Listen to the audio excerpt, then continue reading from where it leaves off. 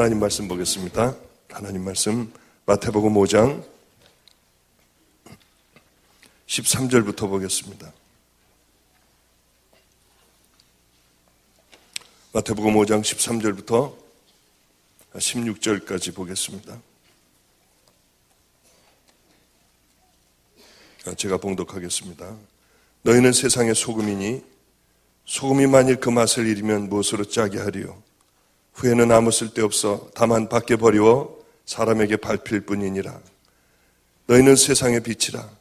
산 위에 있는 동네가 숨기우지 못할 것이요 사람이 등불을 켜서 말 아래 두지 아니하고 등경 위에 두나니 이러므로 집안 모든 사람에게 비치느니라. 이같이 너희 빛을 사람에게 비추게 하여 저희로 너희 착한 행실을 보고 하늘에 계신 너희 아버지께 영광을 돌리게 하라. 아멘. 아멘. 이렇게 집회를 많이 다니게 됩니다. 몇 년 전에 어느 곳에 집회를 가게 되었습니다. 한 2년 전인가요? 캐나다였습니다.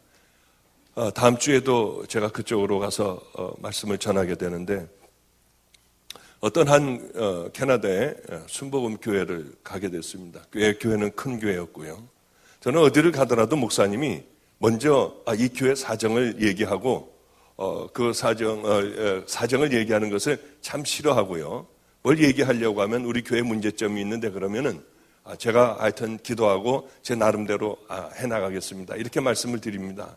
왜냐하면 미리 그 교회의 사정을 알게 되면 자꾸 그쪽으로 초점이 맞추게 되니 성령님께서 함께하여 주시는 그 말씀을 어쩌면 빗나가게 할 수 있거든요. 어제도 참 특별한 날이었습니다. 어제도 사실은 이제 강도 만난 자의 이웃이 누구이겠느냐 가서 너도 이와 같이 하라 하는 그 말씀을 가지고 제가 성경 본문을 읽고 그것을 하려고 하면서 잠깐 다른 곳으로 갔다가 영원히 그 본문으로는 돌아오지 못하고 본문하고는 상관없는 그런 말씀만 이렇게 하다가 내려갔습니다. 분명히 어제도 성령님께서 그렇게 이제 그쪽으로 제 입술을 열게 해주신 것을 분명히 압니다. 그래서 이제 그 교회를 갔더니 목사님이 먼저 식사를 하는 자리에서 목사님, 저는 평생의 소원이 하나가 있습니다. 저 사람 하나만 없으면 저는 목회가 아주 수월하게 풀릴 것 같은데 저 사람 때문에 기분 좋은 일이 있다가도 그 사람 생각하면 영 기분도 안 좋아지고요. 하여튼 아침에 눈을 뜨고 뭔가 기분 나쁜 일이 있구나 하고 생각해 보면 그 사람이라는 거예요. 그 사람 때문에 그러니까 목사님 이번 집회에 다른 거 아무것도 변화되지 않아도 좋고 어떤 일 일어나지 않아도 좋으니까 저 사람 하나만 변화될 수 있게 해달라고 하는 거예요. 그럼 제가 그런 능력이 있습니까? 그 사람을 탁 꼬집어서 제가 어떻게 그 사람을 변화시킬 수가 있겠어요? 저는 그런 능력은 없고 하여튼 제가 하던 대로 늘 하나님께서 너는 평생 이것을 가지고 이 주제로 말씀을 전해라 했으니 저는 그 말씀을 전하겠습니다. 저는 정말 주님이 그러셨거든요. 너는 평생 이것을 전해라. 많은 크리스찬들이 수많은 종들이 다 지옥으로 가고 있으니 너는 그들의 신앙과 믿음을 스스로 꺼내보며 내 신앙과 믿음이 과연 천국 가는 믿음인가 지옥 갈 믿음인가 스스로 깨닫고 선택하게 하여 좁은 길로 들어가고 진정한 믿음이 무엇인가를 늘 가르치게 해라. 가르쳐라. 그 말씀을 해서 저는 지금까지 죽도록 하라고 해서 지금까지 이렇게 왔거든요. 저는 사실 제일 부러운 게 있습니다. 우리 아이들을 보면서 제일 부럽습니다. 왜냐하면 이 아이들은 젊은 날에 그 모든 삶들을 하나님 앞에 바치니까요. 저는 근 40년 가까이를 그냥 세상적인 삶을 살다가 나머지 후반부에 찌끄러기 인생을 하나님 앞에 드린다는 게 너무나도 죄송했어요. 주님은 제게 이렇게 말씀하셨습니다. 내 남은 삶을 다 그렇게 죽도록 충성해라. 그래서 저는 사실 1년에 한 주라도 2주라도 쉬고 싶지만은 그러지 못하고 지금까지 그렇게 살아왔습니다. 이제 거기 가서도 이제 그 말씀 때문에 참 신경이 많이 쓰이면서 자꾸 설교를 하면서도 머리가 하얀 그분을 자꾸 쳐다보게 되는 거예요. 이렇게요. 저분이 은혜를 받나 안 받나. 그런데 은혜 받기는 그냥 조금도 은혜를 받지 못하는 거예요.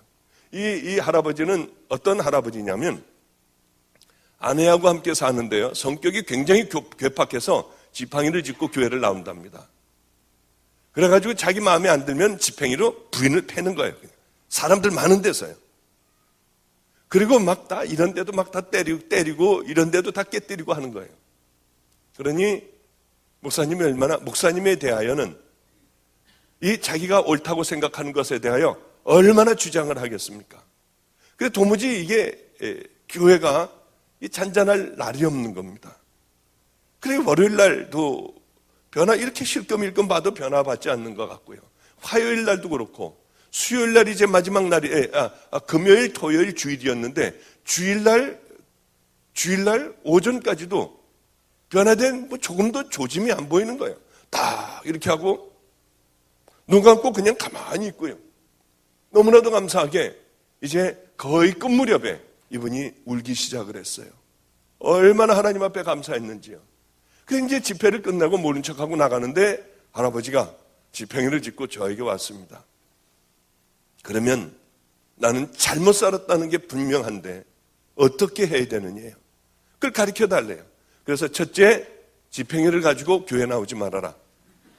두 번째는 교회 나와서는 한 말도 하지 말고 예배 드리고 그냥 밖으로 나가셔라. 세 번째는 캐나다에 무슨 경제인 무슨 협회 회장도 하고 한 돈 많은 분이었으니 당신이 가지고 있는 돈들 다 가난한 사람들에게 날마다 나가 당신 스스로 당신 손으로 나눠줘라. 하루도 빠짐없이 하나님 앞에 회개하는 마음으로 이제 당신과 같은 사람들이 생기지 않도록 나가서 매일 전도를 해라. 그런 몇 가지 부탁을 제가 했습니다. 할아버지는 한 달이면 2번씩 저에게 정확하게 전화를 했어요. 목사님, 이번 2주간도 한 번도 빼놓지 않고 그렇게 잘 지냈습니다. 이 또 2주간도 그렇게 1년이 넘어도 할아버지는 저에게 전화를 했어요. 앞뒤로 빽빽하게 편지를 10장씩 써서 저에게 보냈어요. 이 하나님 앞에 사죄하는 편지, 참회하는 참회록을 저에게 꾸준하게 그렇게 보내셨어요. 그 편지를 할아버지는 얼마나 그 글씨를 못 쓰시는지요. 빽빽하게 썼는데 그걸 다 읽으려면 참 시간이 많이 가는데도 그걸 읽으면서 제가 가슴이 얼마나 뭉클했는지요. 정말로 집회를 다니는 맛이 나는 거예요. 맛이요. 제가 캐나다 어디를 가더라도 할아버지는 비행기를 타고 와서 언제든지 와서 집회에 참석을 하셨어요. 어떻게 제 집회 스케줄을 그렇게 잘 아시는지요. 틀림없이 와서 하얀 머리로 앉아 계셨어요. 그 사모님하고요. 그렇게 시간이 지나갔습니다. 이 할아버지는 유언을 했어요. 어떤 유언을 했느냐 하면은 이제 이거 제가 안 했죠? 이 얘기 안 했죠? 근데 한 것 같이 저는 한 줄 알았습니다. 그래서 속으로 지금 뜨끔했어요. 야, 이거 했구나. 안 했으니 할렐루야 감사하네요. 이제 그래 할아버지의 유언을 했습니다. 할아버지가 내가 죽으면 박보영 목사님을 캐나다로 모시고 와서 내 장례를 반드시 치러라. 그런데 그분이 만약에 도저히 냉동에다 넣어놨다가도 도저히 시간이 안 돼서 못 오면은 내 시신을 한국으로 가지고 나가라. 그래서 그분에게 반드시 장례를 그분 손에 치러야 한다. 작년이었습니다. 몇 개월 안 된 얘기죠. 캐나다에서 전화가 왔어요. 우리 장로님이 돌아가셨다는 거예요. 그날도 빠지지 않고 한 번도 제가 그 얘기를 하고 단 하루도 빠지지 않고 그날도 나가서 가난한 사람들에게 다 나눠주고 전도를 하고요. 그리고 몸이 좀 으슬으슬 춥다고 하고 집으로 들어오셨대요. 나 일찍 잠자리에 들려니 그리고 약을 먹고 감기약을 먹고 그 다음에 일찍 잠자리에 들었습니다. 아침에 일어날 시간이 돼서 보니까 일어나지를 않으셔서요. 가서 봤더니 소천을 하셨더래요. 돌아가셨더래요. 그렇다고 이런 소원을 늘 말씀하셨으니 유언이니 들어드려야 하는데 목사님 언제쯤 캐나다 오실 수가 있습니까? 길은 얼마든지 괜찮으니 냉동실에 보관하면 되니 언제든지 오시라는 거예요. 봤더니 하루도 쉬는 날이 제가 없었습니다. 그래서 제가 도저히 못 나가겠습니다.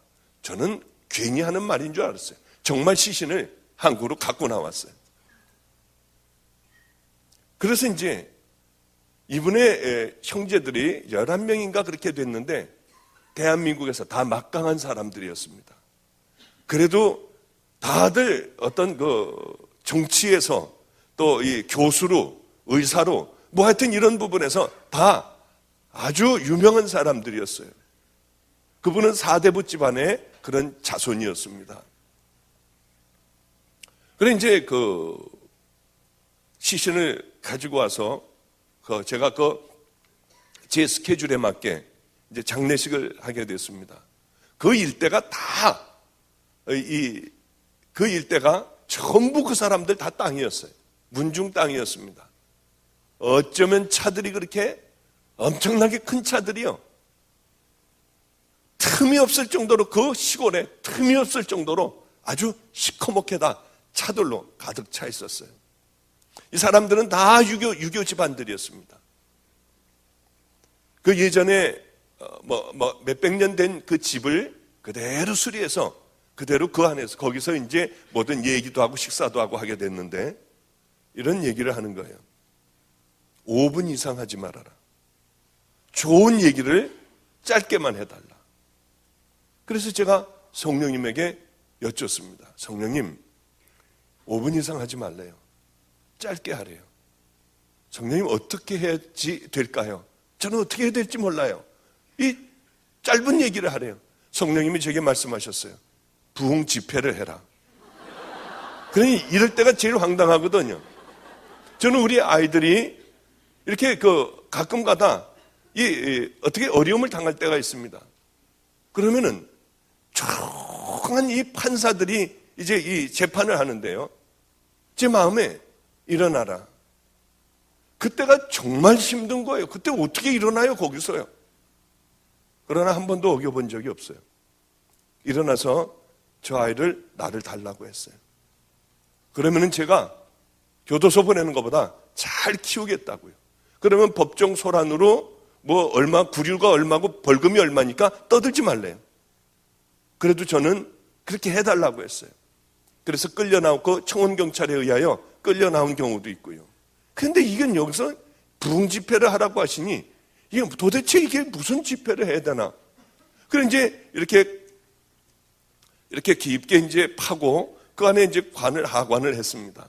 저는 이제 그 머리 쪽에 가가지고 이제 짧게 해달라고 했지만은 부흥 집회를 하라고 하니 집회를 할 수밖에 없었어요. 그래 이제 기도를 하고 그 다음에 부흥 집회를 시작했습니다. 여러분, 이 할아버지가 도대체 왜 캐나다에서 여기까지 왜 왔겠느냐? 왜 캐나다에서 깨끗하게 끝낼 수 있는 것을 왜 여기 와서 들어놓 있으며 도대체 뭘 얘기하려고 여기 들어놓 있느냐? 이 할아버지가 지금 1분 동안 살아나서 여러분들에게 얘기를 한번 한다면 어떤 얘기를 하겠느냐? 야, 분명히 지옥과 천국이 있다. 아마 이 할아버지가 너희들 잘 먹고 잘 살아야 돼. 돈 많이 벌어야 돼. 이런 얘기 안 했을 거다. 이 할아버지가 1분 동안 여러분들에게 시간을 주신다면 불지옥에 가지 말아라. 여러분 다 예수 믿어라. 큰일 난다. 애절하게 소리를 질렀을 것이다. 왜 여기까지 와서 할 얘기가 뭐가 있냐? 무엇을 얘기하려고 이분은 여기까지 한국까지 왔느냐? 여러분 형제들이나 여러분들 밑에 무엇을 얘기하려고 여기 누워 있느냐? 한국에 묻히고 싶어서 왔느냐? 그렇지 않지 않느냐? 그러면서 복음을 전하기 시작을 했어요. 천국 얘기를 하기 시작을 했고 예수 그리스도가 왜 이 땅에 왔는지 얘기를 시작을 했어요. 얼마나 한 줄 아세요? 40분간을 했어요. 5분 하지 말라고 하는 걸 40분간을 했어요. 그리고는 집회 다 끝나자마자 제 설교가 끝나자마자 이젠 도망가야 되잖아요. 미안하니까. 그래서 이걸 잡고 뛰었어요. 그냥 막 바쁜 걸음으로 차 쪽으로다가 왔더니 따로 나오더라고요. 식사를 하고 가래요. 식사하면서 무슨 봉변 당할지 몰라서 바쁘다고 하고 그냥 집으로 와버렸어요. 그래서 그게 다 끝난 줄 알았습니다. 월요일 날쯤 됐을 거예요.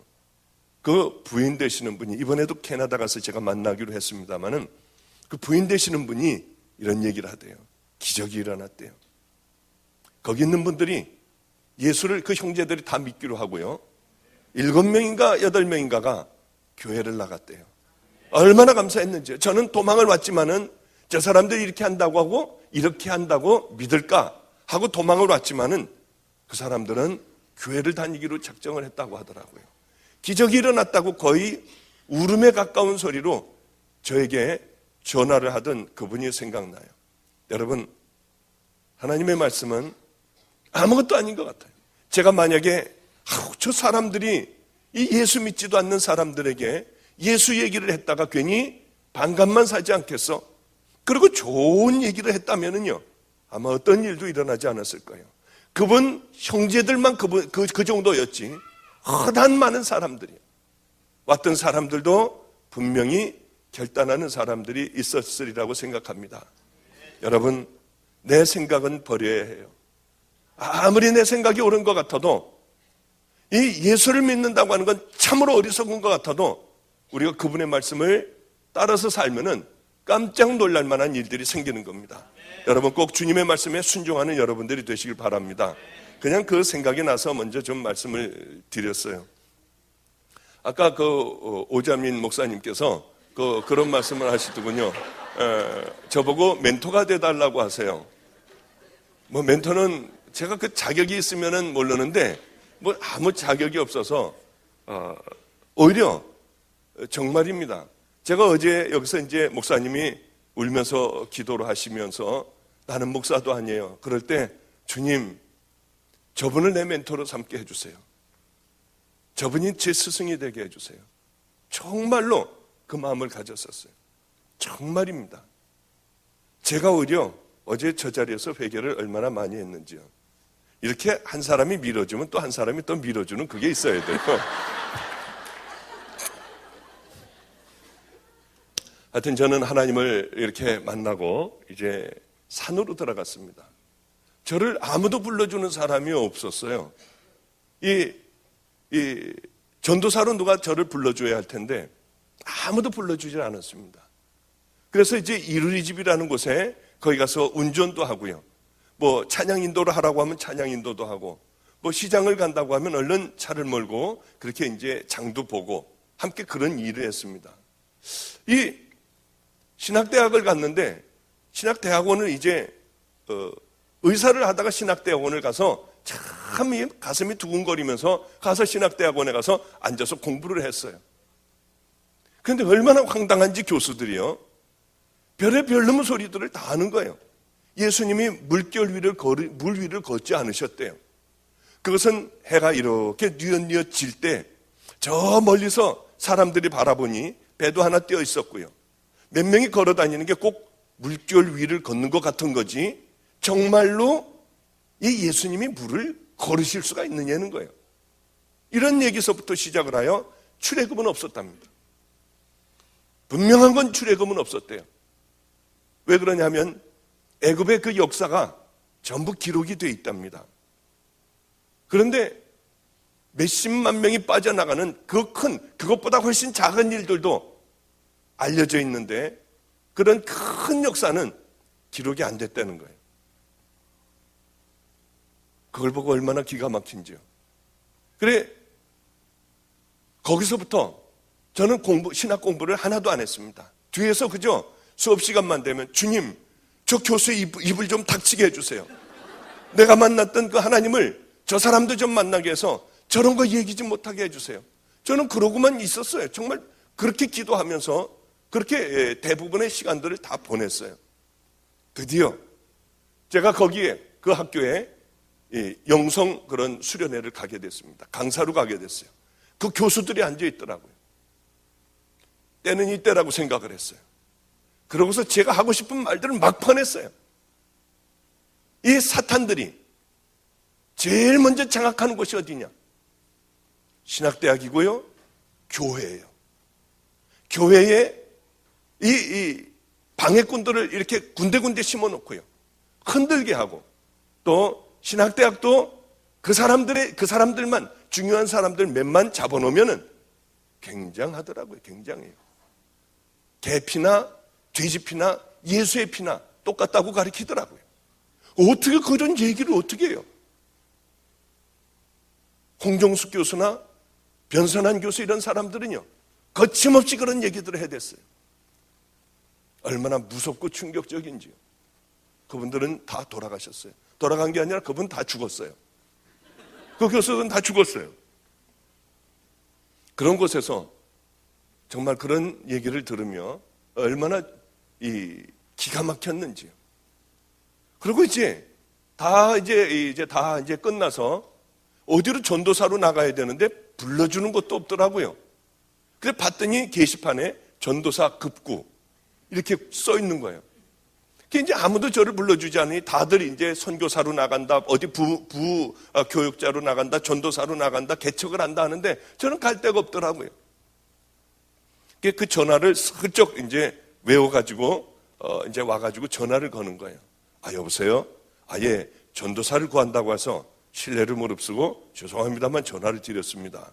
그런 목소리가 이게 전도사 20대 같지가 않고 좀 중후한 목소리고 예의가 바르니까 몇 살이시냐요? 참 40 몇 살입니다. 그러면은 우리 담임 목사님보다 더 나이가 많아서 안 되겠다고 그래요. 그 다음에 이제 또 이렇게 보면 또 하나가 걸려 있어요. 이번에는 좀 목소리를 발랄하게 해야겠다 하고 여보세요? 예, 거기 전도사 구하신다고요? 그러고서 이제 오라고 하면은 이력서를 써갖고 오라고 그래서 이력서를 쓰면은 세상 이력서는 쫙 쓸 수가 있는데 이 하나님 나라에 와가지고 이 이력서는 졸업 예정, 대학원 졸업 예정 이거 하나밖에는 아무것도 없는 거예요. 그래서 이제 그거 하나만 달랑 써가지고 다른 거 아무것도 쓸 거 없고 그거 하나만 달랑 써가지고 나이는 이제 잔뜩 먹어서 그 나이를 집어넣고요. 그리고 그걸 갖다 주면은 한심하듯이 봐요. 세상에서 방황하셨군요. 나중에 하나님을 만나셨군요. 이거 놓고 가래요. 집에다가 전화해 줄 테니까. 아무리 전화를 기다려도 전화는 오지 않았어요. 이르리 집이라고 하는 곳에서 운전을 하고 그냥 이런저런 일을 하고요.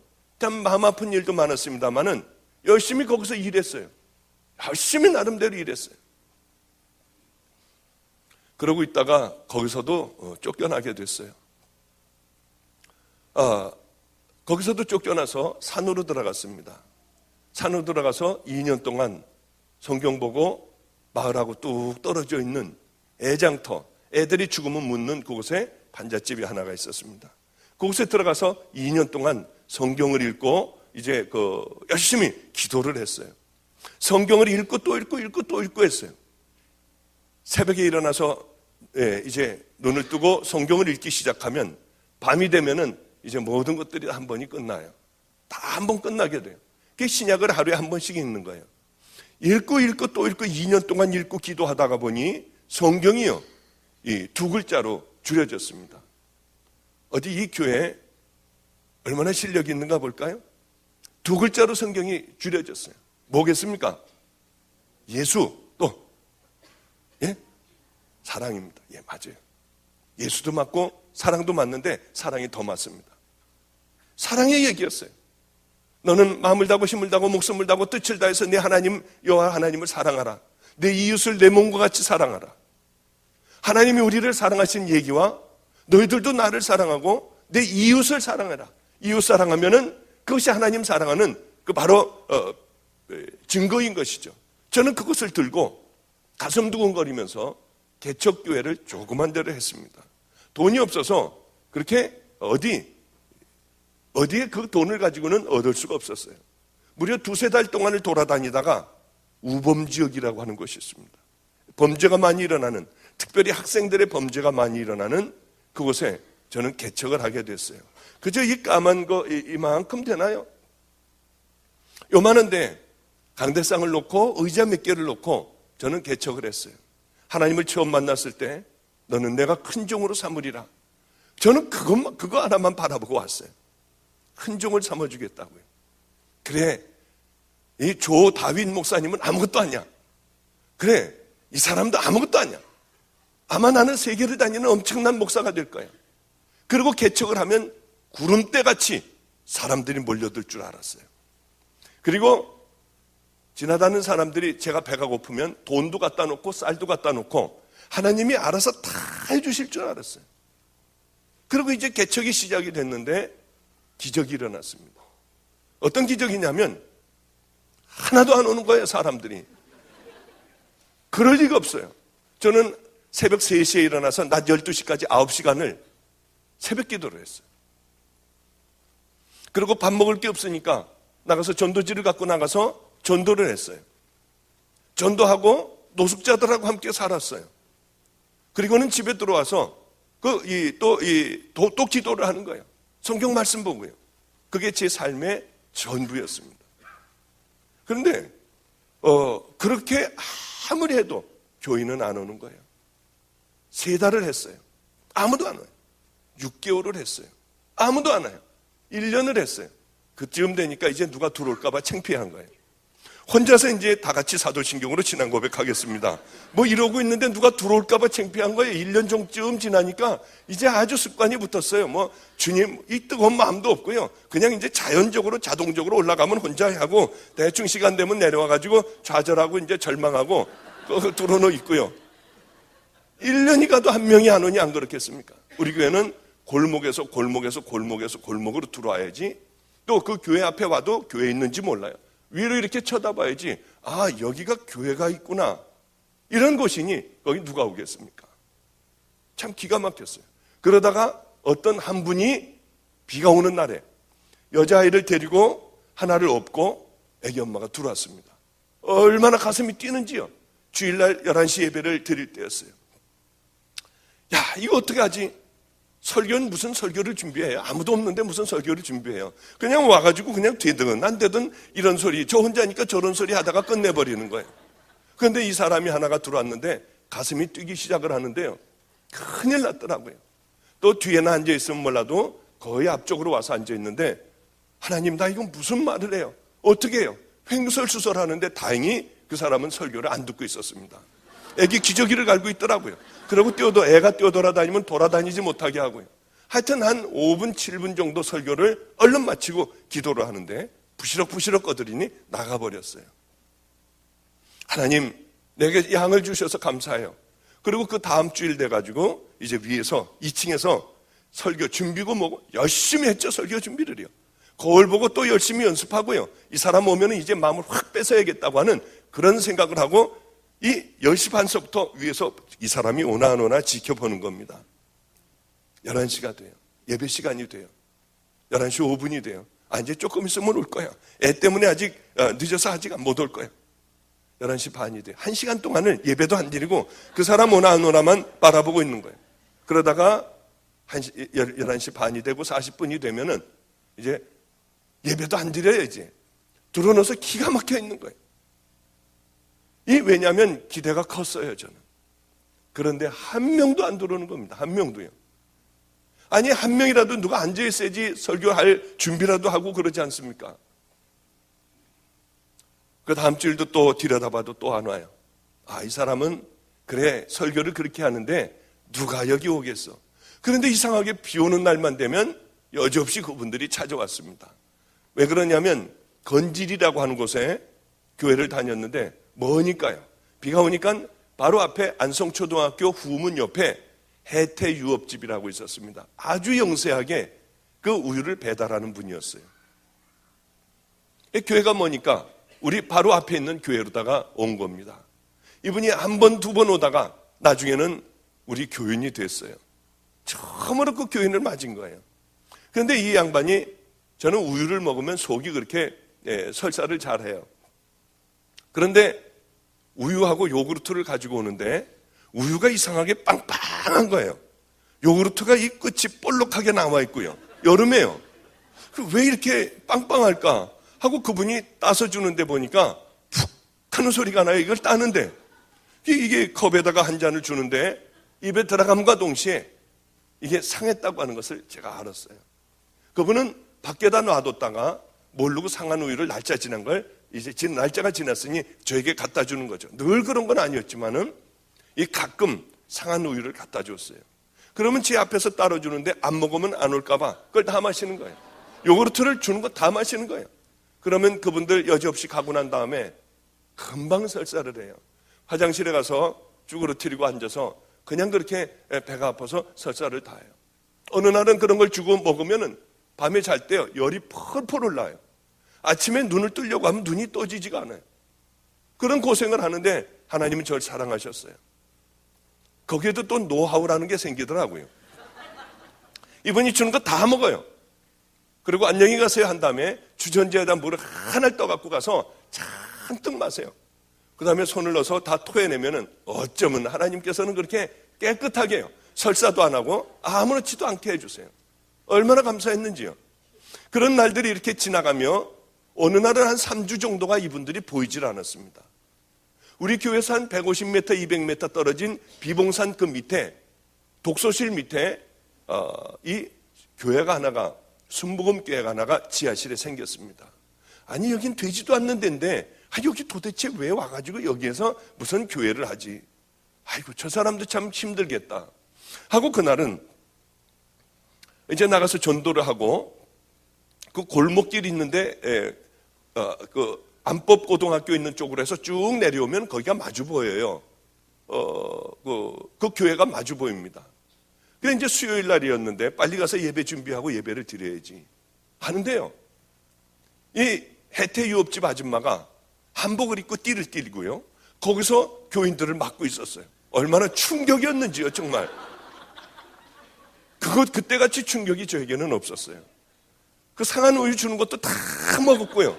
그 많은 날들을 그렇게 힘들게 지냈는데 그 교회가 생겼다고 또 거기를 등록을 한 거예요. 얼마나 힘들었는지요.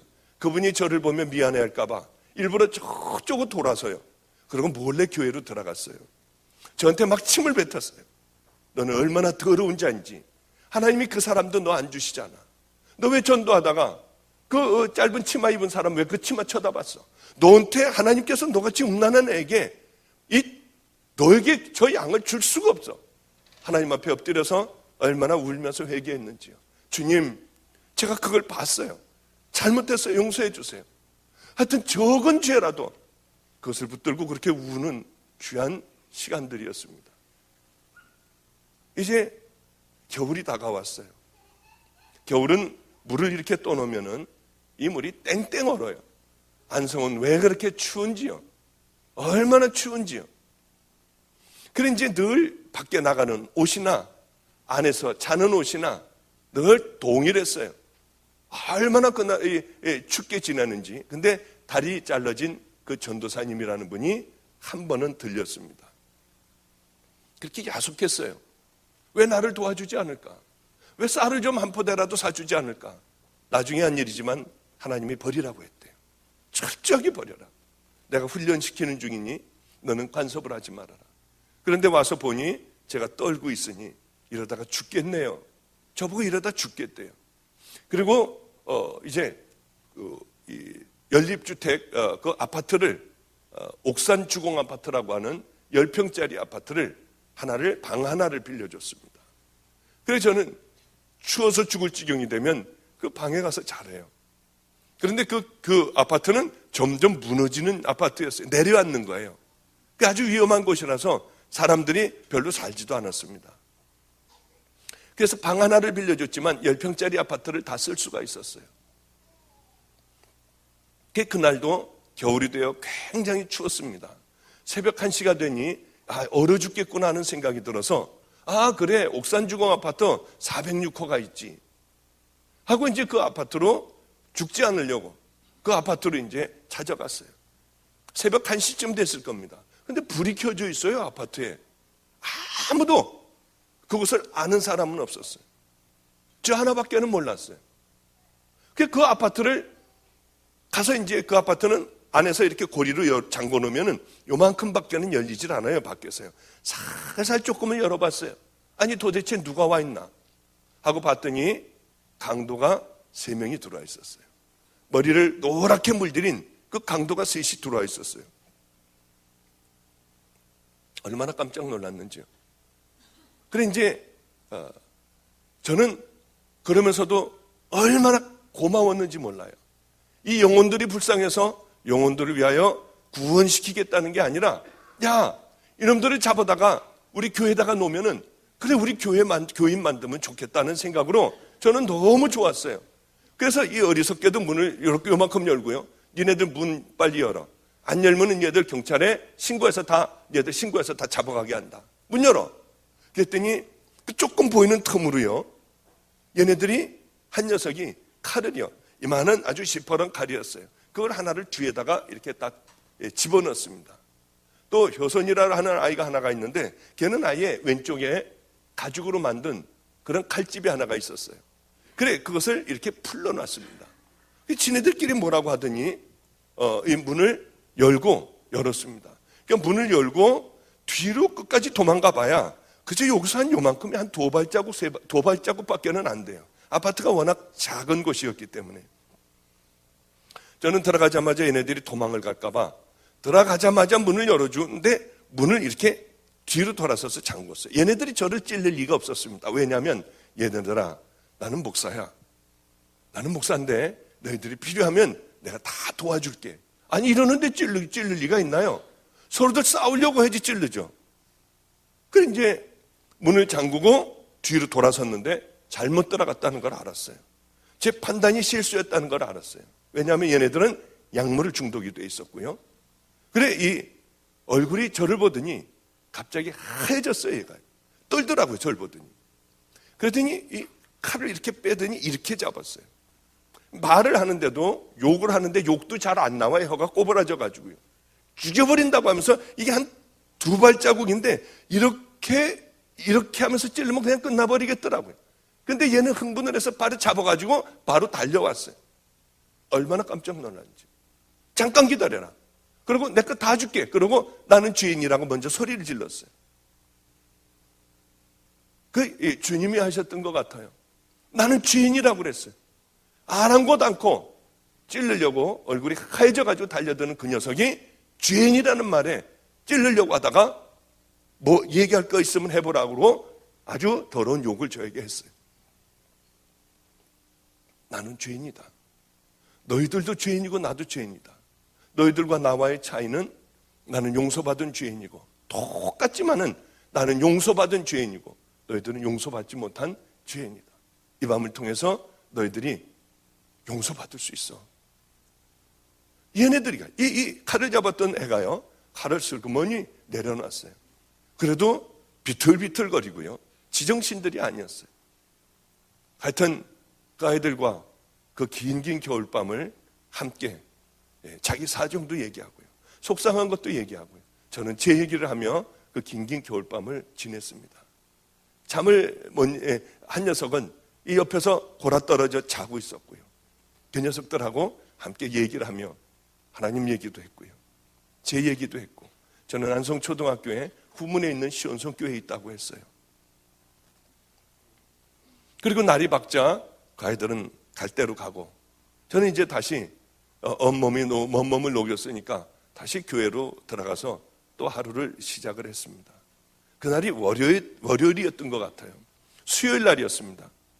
수요일 날 혼자 이제 다 같이 사도신경으로 신앙 고백하겠습니다 하고 혼자 이제 또 이제 습관이 돼서 아주 잘하는 거예요. 이제 이게 아주 잘해요. 그래 이제 혼자 그러고 있는데 밑에서 웅성거리는 소리가 들려서 난 위에 그 주인집으로 사람들이 들어가는 줄 알았어요.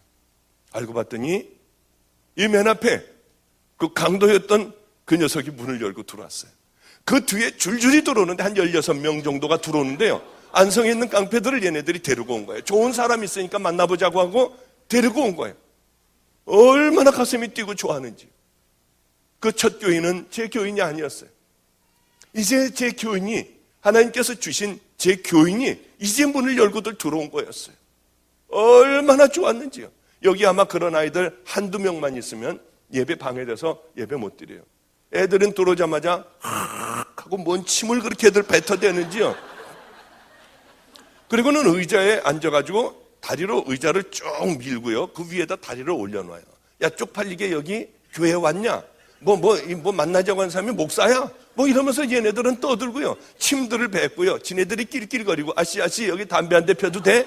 별소리들을 애들은 다 하고 있었어요. 그런데 참 너무 좋아서 어쩔 줄을 모르고요, 예배를 잠깐 드리자고 했더니 쪽팔린다고 다 나간대요. 그래, 잠깐 기다려라. 잠깐 기다리라고 하고, 잠깐 내가 그럼 기도만 할게. 그러고 기도를 하는데 눈물이 그렇게 났어요. 하나님 감사해요. 내게 이 양들을 주셔서 감사해야 하는데 제가 목을 떨며 울었어요. 얘들이 조용해졌어요. 갑자기. 떠들던 아이들이, 아니 멀쩡하게 생긴 사람이 울고 있으니까 울면서 울먹울먹 하며 얘기하는데 지네들도 감동이 됐던 모양이에요. 조용해졌어요. 그래서 저는 그렇게 기도를 간절하게 하고, 내게 하나님, 내게 첫 양을 주셔서 감사해요. 제가 생명을 다하여 정말 열심히 돌볼게요. 그런 기도를 했어요. 애들이 조용해져서 몇 마디를 복음을 전했습니다. 예수님이 왜 이 땅에 오셨는가, 그것을 전했어요. 그리고 이제 예배가 끝나고, 너희들이 이제 어려우면은 나를 찾아와라. 나는 너희들을 물질적으로 도와줄 수는 없지만은 여기 잘 곳도 있고 이렇게 비를 가릴 곳도 있으니 힘들고 마음이 어려우면 너희들 내게로 오라고 했어요.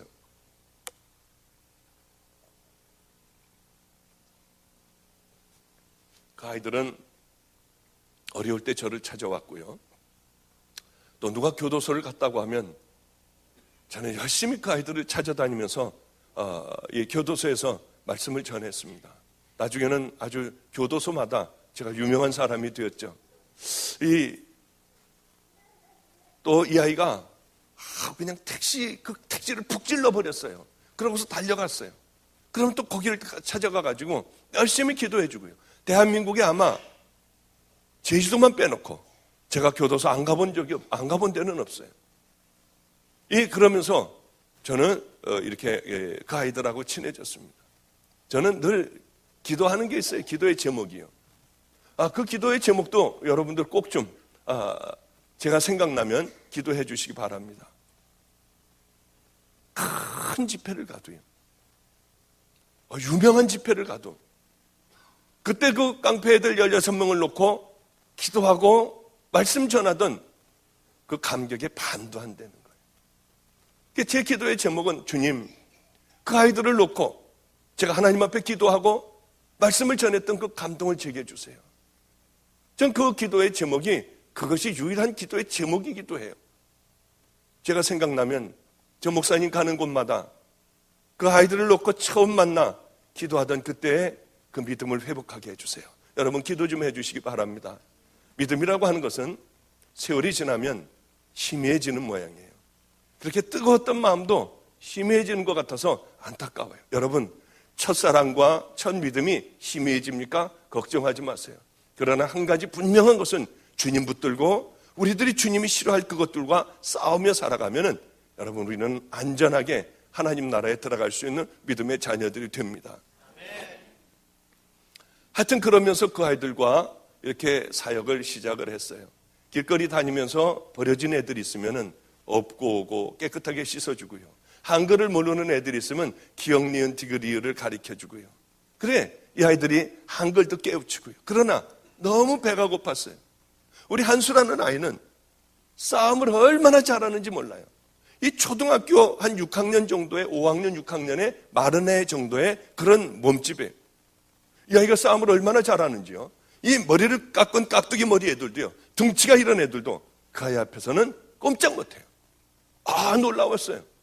꼼짝 못해요. 그 앞에서는.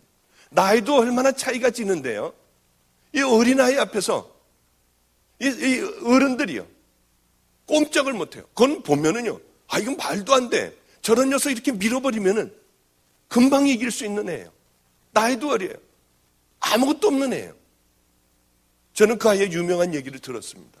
하나님, 한수를 만나게 해주세요. 하나님, 꼭 그 아이를 만나게 해주세요. 어느 추운 겨울날이었어요.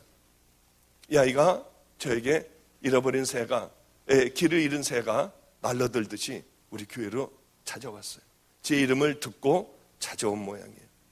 애는 깡마른 얼굴에 아주 눈초리가 무서웠고 그저 초등학교 한 6학년 정도밖에는 안 되는 몸집이었습니다. 나이도 어렸고요. 그 난로를 얼른 펴주고 따뜻한 데서 이렇게 그래 앉아라 하고서 이제 같이 앉아 있었어요. 난로에 어른어른하는 불빛이 이 아이에게 이렇게 얼굴에 어른어른 거렸던 기억이 나요. 그 아이는 자기가 아버지 어머니를 죽여버리겠대요. 그래서 칼을 쓰는 거예요. 늘 칼을 몸에 지니고 다녀요. 얼마나 칼을 잘 쓰는지 몰라요, 어린아이가요. 그래 장려촌에서 기둥서방들, 이 삼촌이라고 그러고, 누나라고 하며, 아줌마라고 하며, 이 아이는 그렇게 자라났어요. 하여튼 그 아이의 사정을 다 얘기할 수는 없고, 온몸에 이 배터리로, 전기로, 배터리로, 전기로 튀겨가지고요.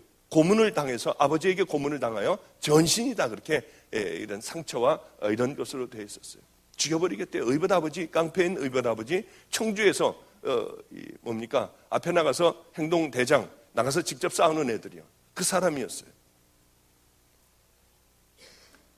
그 아이하고 함께 한 번은 이제 차를 타고 우리 교회로다가 주차를 좀 시키려고 하는데 깡패들이요. 이렇게 길을 막고 있었어요. 그래서 제가 이 녀석들 왜 길을 막고 있어? 그리고 빵빵했거든요. 근데 얘들 비켜. 그랬더니 담배를 이렇게 피면서 욕을 막 하는 거예요. 그래서 야 비켜 니네들. 화가 나가지고요. 저도 이제 화가 나더라고요. 애들이 비키지 않고 길을 막고 있으니까 싸우자고 하는 건지 뭔지요. 모르겠더라고요. 그래서 얘들 비켜라, 비켜 절로. 그래도 안 비켜서 그러면서 욕을 막 해서 저런 못된 녀석들이 어디 있니? 그랬더니 이 요만한 그 한수라는 애가 잠깐 기다리세요. 그랬더니 나가더라고요. 나가더니 가서 뭐라고 하니까 후닥닥닥 두 명이 도망가고 한 놈은 그 앞에서 다 큰 녀석들이 머리를 숙이고 있었어요. 그게 이상해가지고 뭐라고 하더니 와가지고 죄송하다고 하더니 90도로다가 꾹꾹 인사를 하더니 애들이 가버렸습니다. 너 쟤네들 아는 애들이니? 모르는 애들이래요. 그럼 네가 뭐라고 그랬는데 쟤네들이 저렇게 도망을 가니? 나 한수다. 그랬더니 도망을 가더래요. 제가 들어와서 물어봤습니다. 왜 애들이 너를 무서워하니? 그랬더니요. 놀랄만한 얘기를 했어요. 자기는 싸움을 한대요. 싸움을 하면은 자기는 생명을 걸고 한대요. 그리고 싸움을 즐긴다고 그래요. 즐기고 생명을 건다. 지가 어디서 맞으면은요, 얘는 칼을 갖고 있다가 뒤에 가서 언제고요? 언제고 가만히 보고 있다가 방심하고 뒤에 길을 가르칠 때 그냥 갖다 막 찌르는 거예요. 아무도 얘를 건드리는 애가 없었어요. 얘를 건드리면 자기는 죽는 거니까요. 방심하고 있을 때 죽는 거니까요. 그 아이 얘기를 듣고 제가 이 고난의 현장에서 그래, 이 고난을 즐겨야겠구나. 이것이 어려움이 아니라 하나님께서 내게 주시는 거니 즐겨야겠다고 생각을 하고 생각이 바뀌어졌어요. 한낱 깡패 녀석도, 양아치 녀석도 하찮은 일에 생명을 거는데 나는 이 하나님의 종으로서 엄청난 이 귀한 진리를 가지고 생명을 못 걸고 있는 거예요. 부끄러워하고 과감하지 못하고요. 얘네들은 아무것도 아닌 일에 생명을 걸어요. 그래, 생명을 걸고 살아가야겠다. 내게 주시는 이 고난 언젠가는 끝나는 그날이 있으니 나도 이 고난을 즐겨야겠다. 어려움을 즐기려고 열심히 노력을 했던 그런 기억이 나요. 그렇게 이제 참 얼마나 힘들었는지요. 너무나도 힘들었어요. 노숙자가 있으면 그분을 데려다가 이제 우리 교회에서 매일 성경 공부를 가르치고요. 그래서 드디어 알코올에서 벗어나 이 양반을 가만히 얘기를 들어보니까 예전에 공부를 많이 했던 분이에요. 그런데 아내가 자꾸 예수를 믿자고 하는 거예요. 아주 참 행복한 삶을 살았던 분이에요. 이 부인이 권사님이라서 새벽마다 새벽 기도를 가는 거예요. 여보, 당신도 갑시다. 어느 날 같이 새벽 기도를 따라가고 같이 교회를 다니는 그런 삶을 살았어요.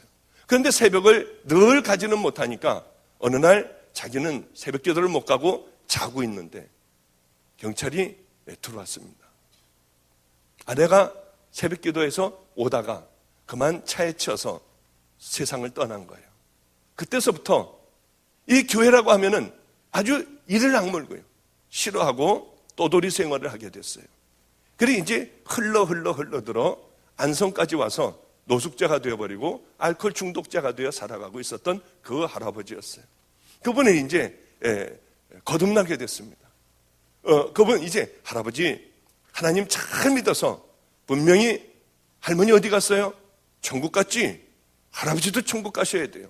이 할아버지는 한문을 잘 알았어요. 우리 아이들에게 칠판을 사다 놓고 한문을 가르쳤고요. 그때서부터 정신을 차리고 리어카에 박스를 줍는 할아버지가 됐습니다. 그러나 역시 자는 곳은 터미널에 있는 그 한대에서 잤어요. 어느 날 할아버지가 자기네 집에 신방을 해달래요. 아니, 이 할아버지가 집도 없는 할아버지인 거 내가 아는데 무슨 신방을 해달라고 그러지?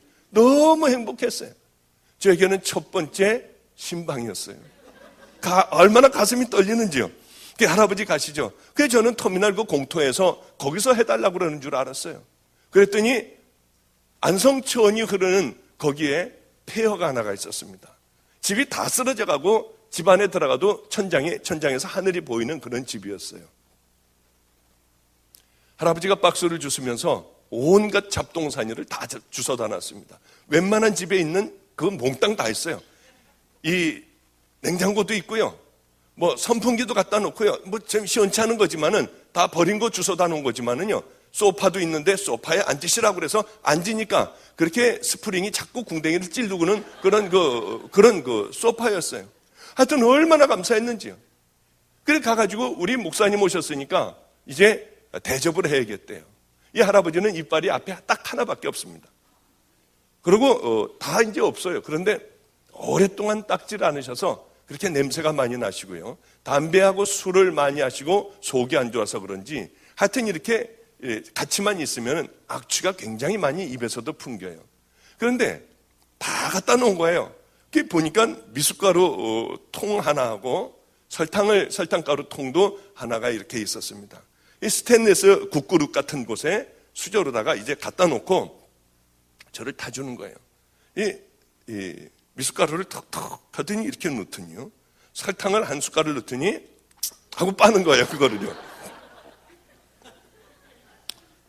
그래 그 다음에 이제 그 냉장고, 조그만 냉장고인데 그걸 여니까 플라스틱 통에 물이 들어가 있는데 밥을 먹고 아마 이렇게 왔다 갔다 하면서 들락날락 하면서 잡수시던 거든지 밥풀서부터 고춧가루서부터 아예 밑에는 가라앉아 있고요. 뿌연 그런 물을 꺼내가지고 자기도 모르게 이렇게 흔들어가지고 거기다가 이렇게 담았어요. 이렇게. 그냥 휘휘 짓더니 이렇게 맛을 보더니 싱거웠던 모양입니다. 그러니까 그 미숫가루를 또 이렇게 떠가지고 물에다가 담으니까 이게 떨어지지가 않는 거예요. 그러니까 할아버지의 손은 설명을 드리기가 제가 좀 싫어요. 그 손은요. 그걸로 숟가락에 있는 걸 아이스크림 푸듯이 이렇게 하더니 여기 국그릇에다가 쩍 하고 발라가지고 다시 그것을 으깨는 거예요. 그리고 또 하고 쪽 하고 또 빨고요. 저를 먹으라고 주는 거는 분명한데요. 그래서 이제 사도신경을 외우기 시작했어요. 저 못 먹겠으니까. 그냥 전능하사 천지를 만드신 하나님 아버지를 내가 믿사오며 그러면서 막 사도신경을 외우고 있는데 다 그렇게 맛을 보고 뭐 왔다 갔다 하더니 먹으라고 하는데 그래서 한 번에 확 다 마셔버렸어요. 그럼 마시고 이제 자 예배 드립시다 해야 되는데 쓸데없는 말을 제가 또 한 번을 했어요.